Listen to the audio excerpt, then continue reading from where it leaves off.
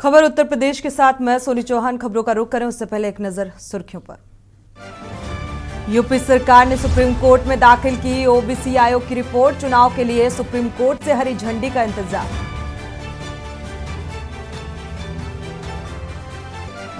निकाय चुनाव में सक्रिय भूमिका निभाएंगे बसपा सांसद। बीएसपी सुप्रीमो मायावती ने तैयार किया चुनाव का खाका।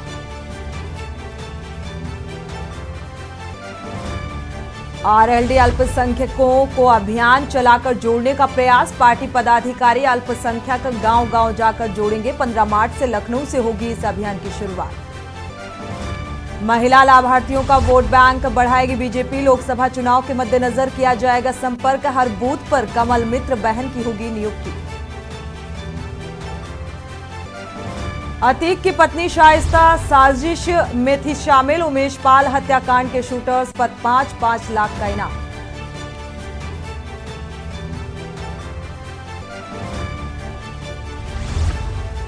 लखीमपुर खीरी हिंसा मामले के मुख्य आरोपी आशीष मिश्रा को राहत। सुप्रीम कोर्ट ने बढ़ाई अंतरिम जमानत। आप देख रहे हैं के न्यूज, खबरों का सारथी। खबरों की शुरुआत करते हैं। यूपी के सभी डीएम को निर्देश जारी किए गए हैं। बड़ी खबर, नवरात्रि में यूपी सरकार रामायण सप्तशती का पाठ कराएगी। नवरात्रि में शक्तिपीठों मंदिरों में विशेष आयोजन होगा। जिला तहसील ब्लॉक स्तर पर कार्यक्रम का आयोजन होगा। सरकार से सभी जिलों को 1 लाख का फंड मिलेगा। रामायण दुर्गा सप्तशती का पाठ कराया जाएगा। तो योगी सरकार रामायण सप्तशती का पाठ कराएगी हर एक मंदिर में, और इसके लिए बाकायदा फंड भी दिया गया है। तो 1 लाख का फंड मिलेगा।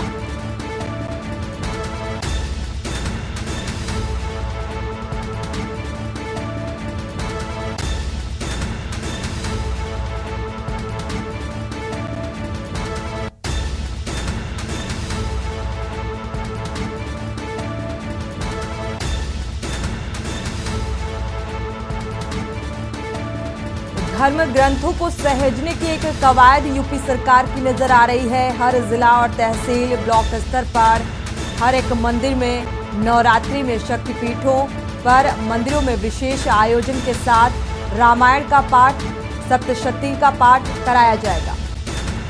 तो सप्तशती का पाठ भी कराया जाएगा, और इसके लिए सरकार ने सभी जिलों को 1 लाख का फंड भी दिया जाएगा सरकार की तरफ से।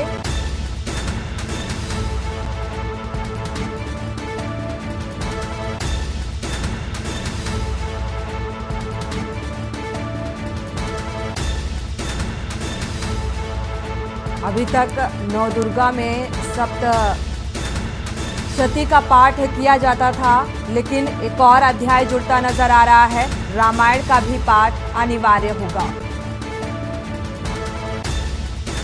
और हमारे साथ इसी खबर पर ज्यादा जानकारी के लिए एग्जीक्यूटिव एडिटर प्रदीप विश्वकर्मा जुड़े हुए हैं। प्रदीप जी, अगर देखा जाए तो अब सप्तशती के साथ साथ रामायण का भी अध्याय इसमें जुड़ता नजर आ रहा है, पाठ किया जाएगा, और इसके लिए सरकार बाकायदा फंड भी निर्धारित कर रही है।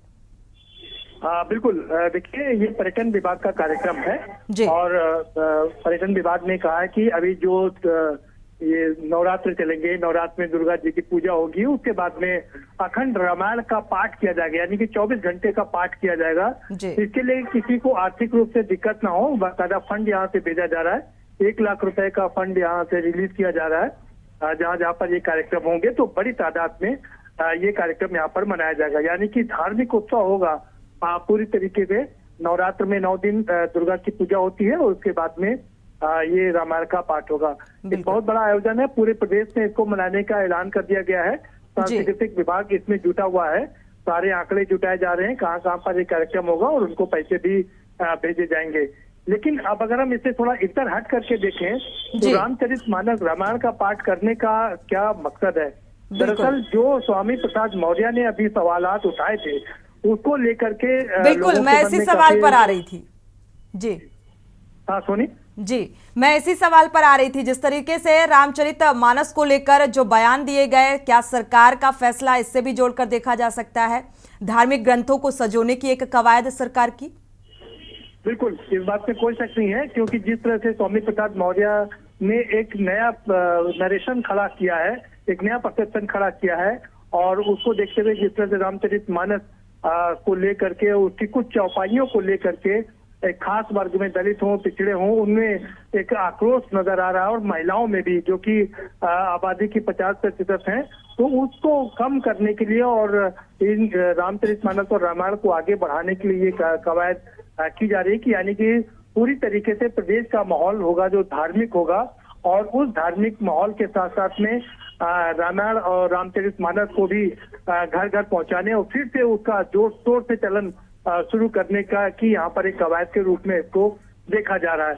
लेकिन अब देखना ये होगा कि बाकी जो विपक्ष है यानी कि समाजवादी पार्टी है, उसका रिएक्शन कैसे होता है। हालांकि वो लगातार अपनी स्थिति साफ कर रहे हैं कि उनका धर्म से विरोध नहीं है, उनका विरोध सिर्फ कुछ चौपाइयों से है, जिसमें ये कहा गया कि शूद्र गवान ढोल पसुनारी सकल ताड़ना के अधिकारी। तो उसमें उनका विरोध इन पंक्तियों से, ये पंक्तियां अगर हटा दी जाए तो उन्हें किसी प्रकार का कोई ऐतराज नहीं है।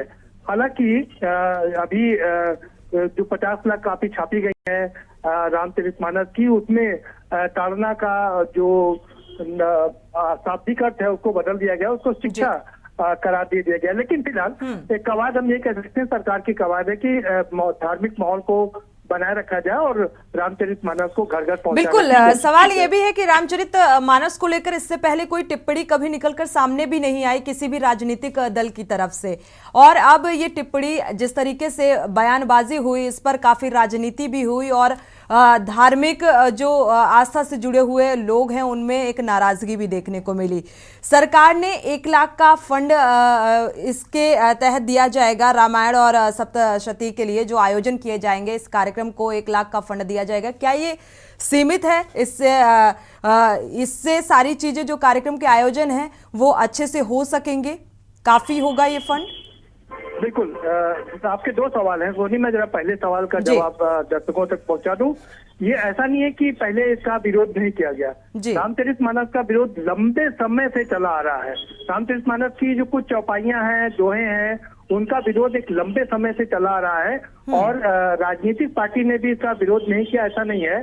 1967 में पहली बार इसका विरोध हुआ था, और इसकी प्रति को विधानसभा के अंदर फाड़ा भी गया था। तो ये लगातार इसका विरोध चलता रहा है। और अगर आपको याद होगा, हमारे दर्शकों को भी जरूर याद होगा कि सरिता और मुक्ता करके एक पत्रिका आती थी, उसके संपादक ने तो लगातार पूरा हर एडिटोरियल पेज उससे लिखा था, एक बड़ा लेख हर बार लिखते थे उसमें, और बताते थे कि कहाँ कहाँ किन किन चौपाइयों में कौन सी दिक्कतें हैं, उनको दुरुस्त किया जाना चाहिए। तो विरोध लंबे समय से चला आ रहा है, लेकिन इस बार क्योंकि समाजवादी पार्टी ने इस विरोध को उसका समर्थन कर दिया है, तो इसलिए ये बड़ा विरोध होता हुआ दिखाई दे रहा है। पहली बात है। दूसरा सवाल का था कि क्या 1 लाख रुपए फंड पर्याप्त होगा? बिल्कुल पर्याप्त होगा, क्योंकि अखंड रामायण का पाठ होता है, इसमें लोगों को बुलाया जाता है, आयोजन किया जाता है, और बाकायदा तंबू करात लगाए जाते हैं, प्रसाद का ग्रहण होता है। इन सब चीजों के लिए मुझे लगता है 1 लाख रुपया काफी हद तक पर्याप्त होगा। और अगर कहीं कोई ज्यादा बड़ा आयोजन करना है तो मुझे लगता है सांस्कृतिक विभाग से अगर वो संपर्क करेगा तो उसके अमाउंट को बढ़ाया भी जा सकता है। तो पैसे को लेकर के आर्थिक रूप से इसमें किसी प्रकार की कोई दिक्कत नहीं है। वैसे भी लोग ज्यादातर लोग रामचरितमानस का पाठ कराते हैं, अपने पास से पाठ पैसे से कराते हैं, मंदिरों में होता है, वहां पर अपने पैसे से होता है।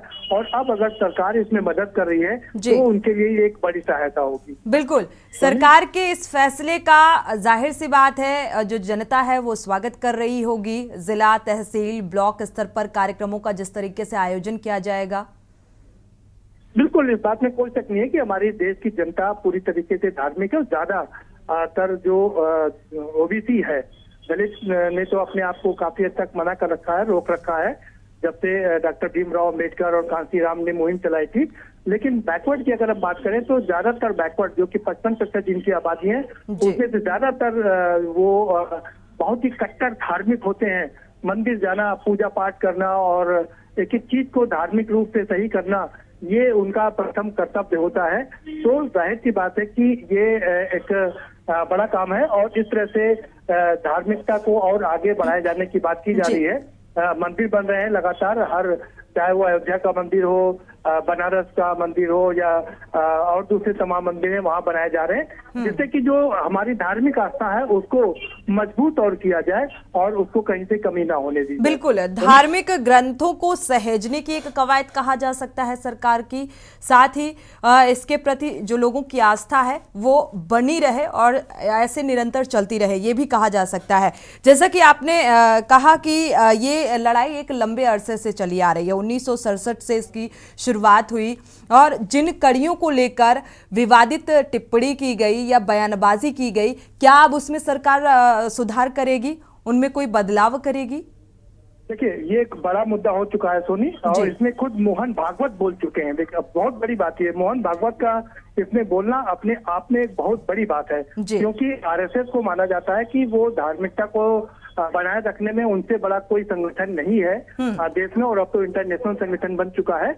लेकिन जिस तरह से उन्होंने कहा है कि जो हमारे धार्मिक ग्रंथ लिखे गए उसमें से बाद में कुछ न कुछ जोड़ दिया गया जो कि गलत है, तो उम्मीद कर सकते हैं या कहा जा सकता है कि उनकी बात का बहुत बड़ा इम्पैक्ट होता है और आगे भविष्य में इन पंक्तियों को हटाए जाने की कवायद की जा सकती है।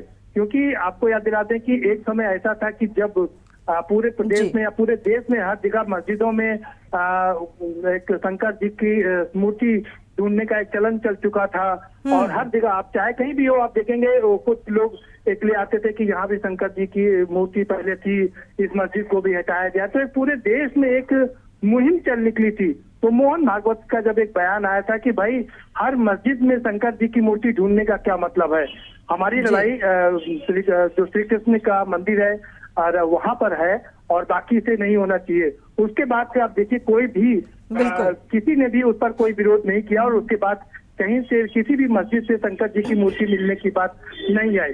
तो मोहन भागवत जब बोलते हैं तो उसका पूरा बिल्कुल उसके कई मायने निकलकर सामने आते हैं। शुक्रिया इस तमाम जानकारी को साझा करने के लिए।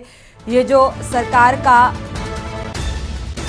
कदम कहें, सोच कहें, इसका जो जनता है वो स्वागत भी कर रही है। हर जिला, हर तहसील, ब्लॉक स्तर पर कार्यक्रम का आयोजन होगा और इसके लिए 1 लाख का फंड भी दिया जाएगा, पर्याप्त किया जाएगा, जिससे इन कार्यक्रमों का आयोजन सही तरीके से किया जा सके। साथ ही सरकार की जो कवायद है कि धार्मिक ग्रंथों को किस तरीके से सहेज कर रखा जाना चाहिए और घर घर तक पहुंचाने की कवायद नजर आ रही है। बढ़ते हैं आगे। बुलंदशहर से बड़ी खबर आपको बता दें, श्रद्धालुओं से भरे ई रिक्शा में पिकअप ने टक्कर मार दी।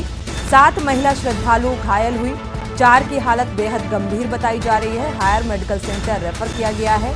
मंदिर में दर्शन करने जा रहे थे ये सभी श्रद्धालु। बुलंदशहर कोतवाली क्षेत्र के भैसोली कट पर यह हादसा हुआ। तो जोरदार टक्कर के चलते ये हादसा, 4 लोग गंभीर रूप से घायल हैं, जिन्हें उपचार के लिए अस्पताल में भर्ती कराया गया।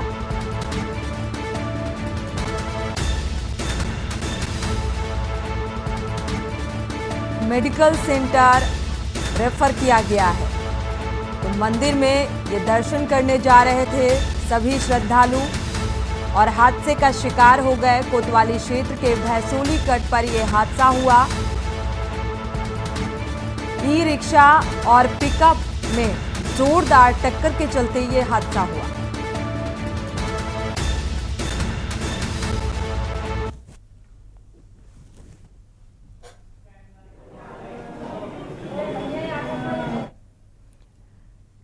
अमेठी से बड़ी खबर आपको बता दें, के न्यूज की खबर का बड़ा असर देखने को मिल रहा है। खबर चलने के बाद अमेठी कोतवाली पुलिस जागी है। मार खाने के बावजूद दर-दर भटक रहा था पीड़ित। दबंगों के खिलाफ पुलिस ने मुकदमा पंजीकृत किया। पीड़ित की तहरीर पर मुकदमा पंजीकृत किया गया। कोतवाली क्षेत्र अंतर्गत कस्बे के रायपुर फुलवारी का ये मामला बताया जा रहा है और इस खबर को के न्यूज ने प्रमुखता से दिखाया और इसका असर भी साफ तौर पर होता नजर आ रहा है।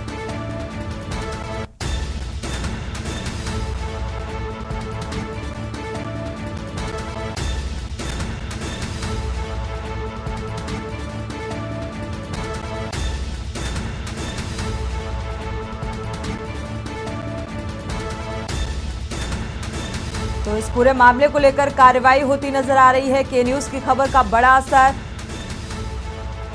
जो प्रशासनिक अमला है वो नींद से जागा और इस मामले को लेकर गंभीर नजर आया। तो पीड़ित दर-दर भटक रहा था।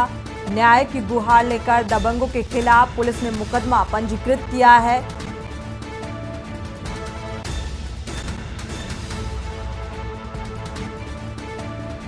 और अब इस पूरे मामले की जांच पड़ताल में जुटी है।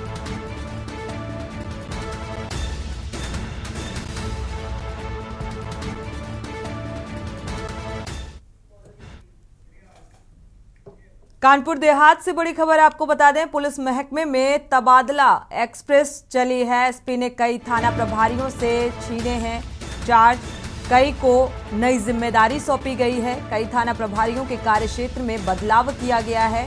रनिया, मूसानगर, अकबरपुर, देवराहट, बरौर के थाना प्रभारी बदले गए हैं। गजनेर, सिकंदरा, रसूलाबाद और राजपुर के थाना प्रभारी भी बदले गए हैं। अनिल कुमार को अकबरपुर का कोतवाली का चार्ज सौंपा गया है। अखिलेश जायसवाल को चुनाव सेल भेजा गया है। तो निरीक्षक संजेश कुमार सिकंदरा थाने के नए प्रभारी निरीक्षक बनाए गए हैं। एसपी बीबी जीटीएस मूर्ति ने पुलिस महकमे में एक बड़ा बदलाव किया है। कुछ को नई जिम्मेदारी, कुछ का स्थानांतरण किया गया है। कानपुर देहात से बड़ी खबर। तो एसपी ने कई थाना प्रभारियों के चार्ज छीने और कई को जिम्मेदारी सौंपी।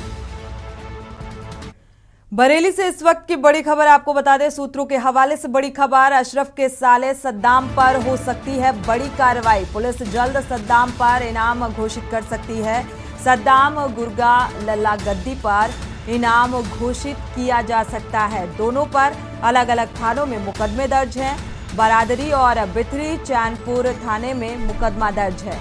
बड़ी खबर, दोनों मुकदमे में वांछित चल रहे हैं। ये पुलिस ने कोर्ट में आवेदन भी दिया है। दोनों के NBW के लिए आवेदन दिया गया है। तो अलग अलग थानों में दोनों के खिलाफ मुकदमे दर्ज हैं।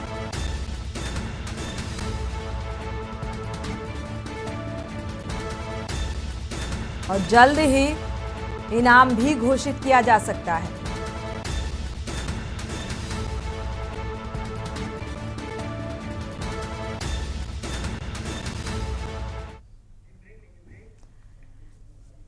खबरें अभी और भी हैं, यहां रुकेंगे एक छोटे से ब्रेक के लिए, लौटेंगे जल्द। आप देख रहे हैं खबरों का सारथी। ब्रेक से वापस आ रहे हैं। प्रयागराज से बड़ी खबर आपको बता दें, उमेश पाल हत्याकांड से जुड़ी बड़ी खबर। बल्ली पंडित ने खोले अतीक के काले कारनामे। अतीक अहमद की प्रॉपर्टी से जुड़े कई राज खोले हैं। जेल से हर माह रंगदारी वसूलता था अतीक। धूमनगंज के नीवा का रहने वाला है ये बल्ली, जिसने कई राज खोले। अतीक अहमद से जुड़े हुए अतीक अहमद का खास गुर्गा है ये बल्ली पंडित। बड़ी खबर, जेल से बाहर रंगदारी वसूलता था।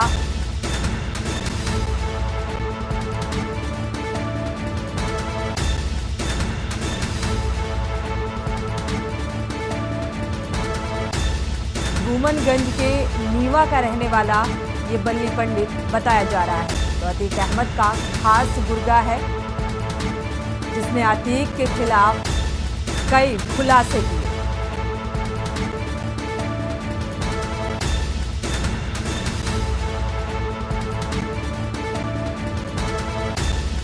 खुलासे के बाद क्या कुछ कार्रवाई आगे बढ़ती हुई नजर आती है, इस बात पर सभी की निगाहें। जेल से हर माह रंगदारी भी वसूलता था अतीक। बढ़ते आगे, बुलंदशहर से बड़ी खबर। कलेक्ट्रेट गेट पर लॉ स्टूडेंट की मौत का मामला सामने आ रहा है। पीड़ित परिवार ने प्रदर्शन किया, इस मामले से संबंधित ज्ञापन भी दिया, मौत की जांच की और कार्रवाई की मांग की गई। तो खुर्जा के चिकित्सक पर इलाज में लापरवाही का आरोप लगा है। 14 फरवरी को इलाज के दौरान मौत हुई थी। इस मौत से जुड़ा हुआ ये मामला सामने आ रहा है। पीड़ित परिवार ने प्रदर्शन किया और इस पूरे मामले में कार्रवाई की मांग की है।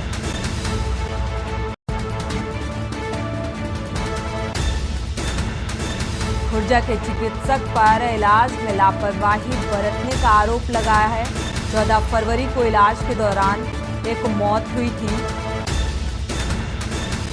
बुलंदशहर से बड़ी खबर, कलेक्ट्रेट गेट पर लोग कार्रवाई की मांग को लेकर प्रदर्शन कर रहे हैं।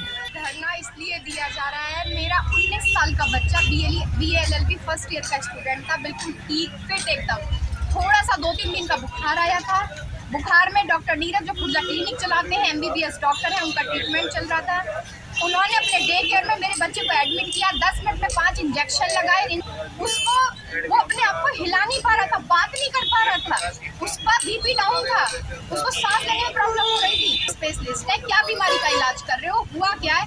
तब वहाँ पे डॉक्टर रीना चौधरी थी, एनेस्थीसिया की डॉक्टर थी, वो स्पेशलिस्ट नहीं थी, वो एनेस्थीसिया थी।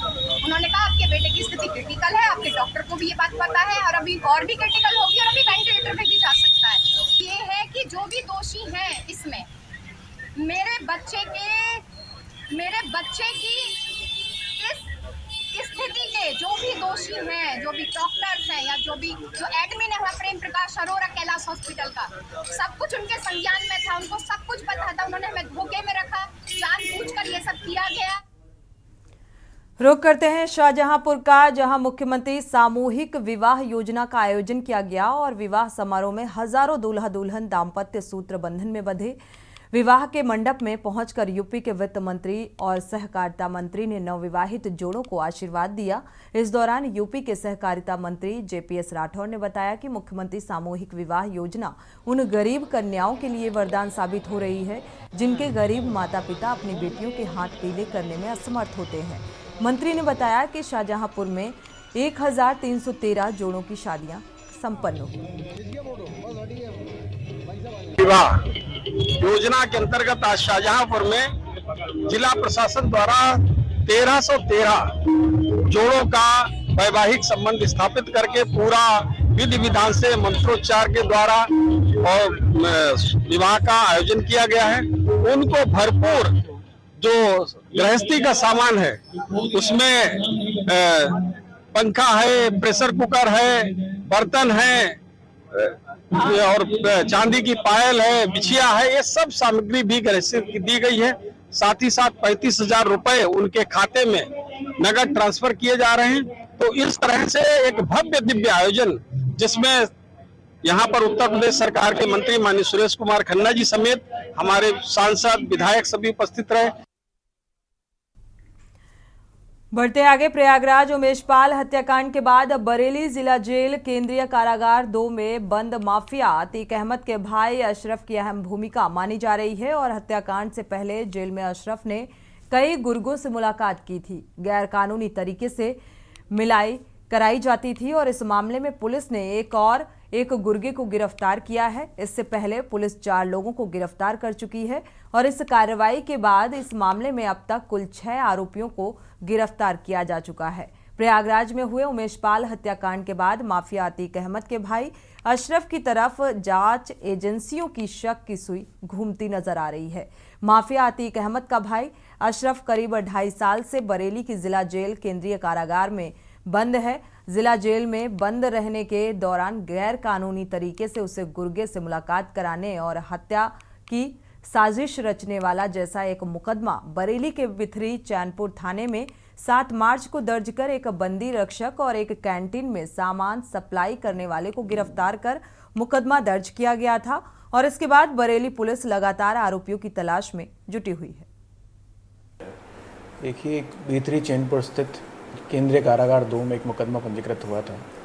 उसमें पहले 2 व्यक्तियों को जेल भेजा गया था। उसके बाद अभी एक पीलीभीत जेल में तैनात मनोज गौंड नाम का सिपाही है जो 3 महीने पहले बरेली जेल में ही तैनात था और बरेली जेल में गैर कानूनी तरीके से और फर्जी दस्तावेज़ों पे मिलवाने के अपराध में इस सिपाही को जेल भेजा जा रहा है। इसके अतिरिक्त एक अन्य व्यक्ति जिसका नाम शफरुद्दीन है जो बरेली का निवासी है, उसको भी जेल भेजा जा रहा है। इसी के साथ बुलेटिन में फिलहाल बस इतना ही। आगे खबरों के लिए आप देखते रहिए के न्यूज़।